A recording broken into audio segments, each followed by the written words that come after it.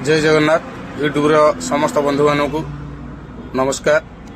तो आज आसतु आम गोटे रेसिपी बनैबा जे कि मेथी शाग। मेथी शाग को आधा किलो मेथी शाग आनी भल भाव बाछि देछि। मसला नहीं आलू गोटे गोटे पीस पीस काट देछि। पियाज 2टी, कंचा लंका 2-3टी, अदा रसुण। तापर गैस लगेगा, गैस कड़े बसई ताको गरम होला परे तेल दबा। तेल गरम होला परे आमे एथिरे किछि जीरा नौचे। तापर आमे काटी रखिथिबा कंचा लंका दबा। लंका भाजी सेला टिके भाजी हो गला परे एथिरे आमे काटी रखिथिबा पियाज को दबा।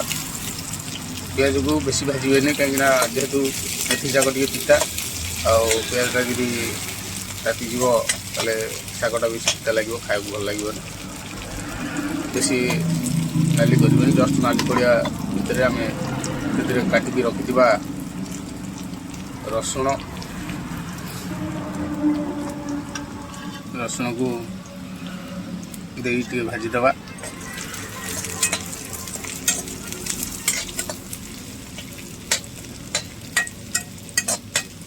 रसुण टे भाजी गला परे से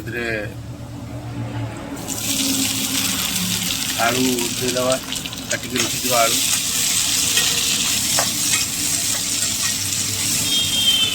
जेहेतु शागटा आम भाजुचे आलूटा आगे पकेवा दरकार कहीं आलूटा टे सीझिब।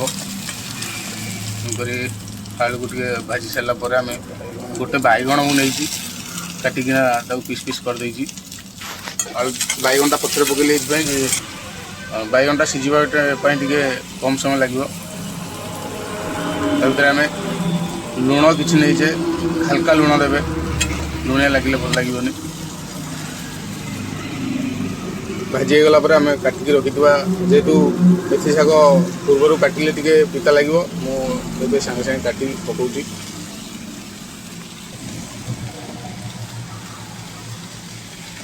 ताको भल भाव टे मिक्स करदबा। देखु आमर शाग हो गला। देखु केमती कलर आसी आपण मैंने खाइले निश्चित भाव में जापर यार टेस्ट बहुत स्वादिष्ट। थरे खाइले बारंबार आपण मानक खाइबा को इच्छा हम। देखु बहुत सुंदर। ताले ए रेसिपी आपण मानक केमती लगिला निश्चित कमेंट माध्यम